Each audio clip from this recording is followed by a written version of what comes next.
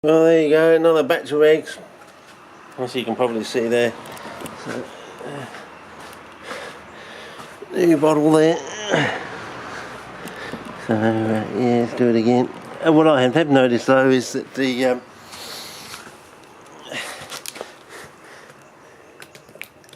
it's going to make more than 10 litres, I think. So it's going to be take a while to scale it, I reckon, so we get exactly 10 litres. So it may be like 3 litres of sand or something like that, and we cut back on the number of eggs or something. So we'll see how we go. But and it's getting a bit frothy too, so that's another thing. So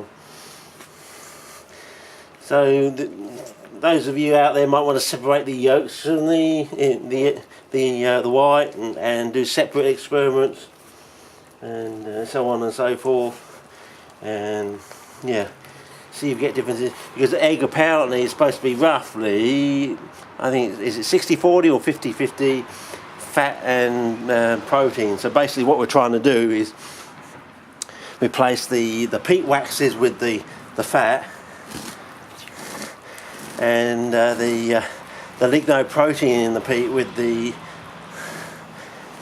albumin, so I think,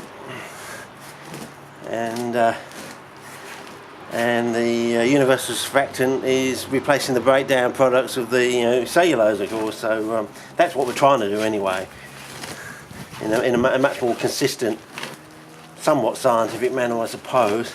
Because how different is an egg from an egg, sort of thing. Do we have a big chart or table? This is an emu egg. The characteristics of emu egg is totally different to something else.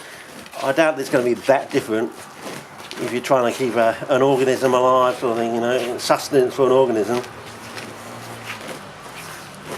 But anyway, maybe there's a quirk of avian, come dinosaur metabolism, because birds are dinosaurs, don't forget, that we don't know about, and there's some relation between CPs and that, because CPs have been around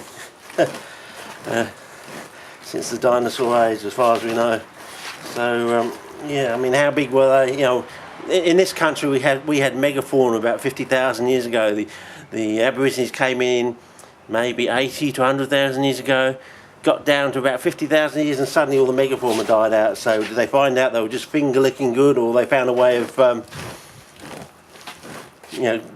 capturing them and feeding off them? Say, well, this is good, we can catch one of these mega beasts in this. Maybe they discover the pitfall travels on, I don't know. So yeah, once they've worked out, it's no good having a library at Alexandria if it burns down every 10,000 years or something, and you lose it all.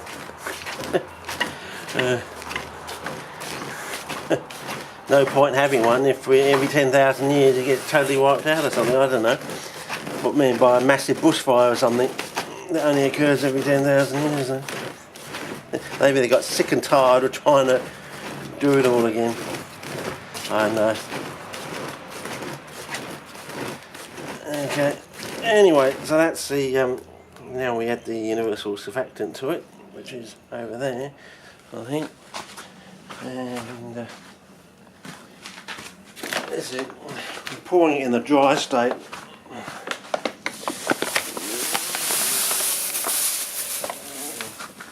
So yeah, and of course it will do its magic. There you go there. That seems alright. Maybe I'm out by one part in there or something he's saying, I don't know. We'll see. Hello.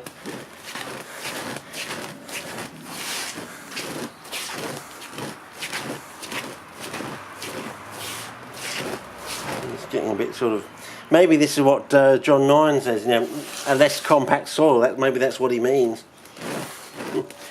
It's less compact because between each particle, you've got this sort of so-called lignoprotein or something, holding all the grains apart, or covering all the grains, going into the interstices, fine interstices of the grains, turning into somewhat of a proteinaceous clay. I don't know, we'll just have to see, but And again, it's like, yeah, scrambled egg in the soil sort of thing. Okay, that's what. If this works, that's why I'm going to have to go back to those bags of polystyrene, yeah, scrambled egg covered polystyrene, and do the same thing to that, and see if we get a similar result sort of thing. So we actually have reductive flammable gas coming up through the medium, but instead of having sand, we just have it around polystyrene sort of thing, and see if we can get away with something like that. So depending on how this one goes, but I think you're going to be pleasantly surprised with this one. It seems inane, seems almost insane, and sometimes you just have to, as I said, it's like going into supersonic speed sort of thing. Everything's in the wrong end of my book.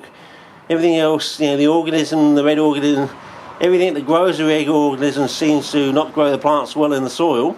And I'm thinking, we got it just round the wrong way, So we'll see how we go. You've got to push it the wrong way to get it to work, to go into that supersonic flight sort of thing, to get it to grow like Mother Nature. She does it the wrong way round, and we just haven't realised it yet. She's in the supersonic flight, but she does it by pushing through in totally the wrong way. We just got it round the arse upwards and round the wrong way sort of thing. I don't know. We'll see how we go. But that fly looks very interested in that. So, do we surmise that the flies just turn up at the plants? It's not the plants attracting the flies; it's the soil. The plants just live in the soil that attracts the flies, and they make use of the flies that the soil attracts. Is it that sort of round the wrong way, arse upwards, round the wrong way sort of thing, and upside down, around the twist sort of thing? Anyway, I'll finish it off, and I think it's going to have to sit for a while, get rid of those bubbles, and then we'll. Geez, I haven't spot colouring this, I don't know. Bloody hell. If it's gone back to normal, I think he won't be in focus. But anyway, as I said, I've got a bucket in there, I've cut out the thing, and I've moved that along. I smashed the end of that thing to move it along sort of thing. And but from what's going on with these, because it had the baptism of fire, the fact it's growing, starting to put out patterned trap leaves sort of thing, I'm thinking, well, no, that's only been a week, and they're starting to come round now. They've had, what was it, nearly 43 degrees or something the first day after putting them in at night time sort of thing. Oh, the reason I put them in at night time, if you were just wondering, is stomata. I work on the proviso that stomata are closed at night time.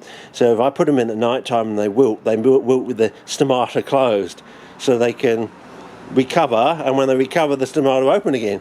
Whereas if you put them in with the stomata open and they wilt, maybe they're not plants that will actually automatically close their stomata, so they wilt with the stomata open, and that's why the plants die. I've always found I've had much better success putting the plants in at night time, on the assumption, the proviso, that I'm putting them in when the stomata are closed. Could be totally wrong, of course, but it seems to work.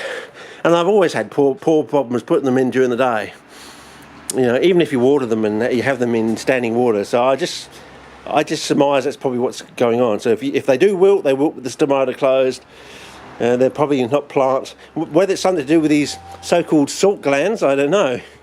They've got to keep the salt glands open, and therefore maybe they're making use of, it's a double purpose thing. The salt gland is a stomata of sorts sort of thing, and it's sort of concomitant sort of thing. So to get rid of the salt, they've got to keep it open sort of thing. So if you do it at night time, when they've got it closed, because they don't have to do the salt at night time because it's not so hot, and the osmolality is down lower at night time, maybe that's how you get away with it. I don't know, but it's just my surmising at the moment. But anyway, I'll sort that out and tidy up and put it in, and we'll flush it and see what happens. I think you're going to get a surprise, and I think you're going to be impressed from just on the evidence from here. Because basically, what I'm doing is putting that one, which has got no added bonuses in there, because as I said, we worked out that if they're coming out the bottom, why put them in? We're going to combine that with this one that's only got 4 eggs. We've got, well, you know how many eggs are in there now. So, yeah, maybe we'll make a stinkeroonie, a bit of a hullabaloo in the odoriferous region of the world, but I don't know. I'll try it and see how we go. We might get a shock, we might get a surprise. I think you're going to be impressed anyway. I'm going to shove some plants in. I think you're not going to look back. Actually, I think this is the turning point. This is the beginning of the real revolution. The sand culture, the non-peat sand culture sort of thing. You know, the race is the old Vulcan eyebrow. I think that's what's going to happen. Anyway, over and out for now. See you tomorrow, and hopefully I'm going to be pouring it into this one and then flushing it through. Might even do that tonight, depending on, from my experience, how it looks. Okay, over and out. See ya.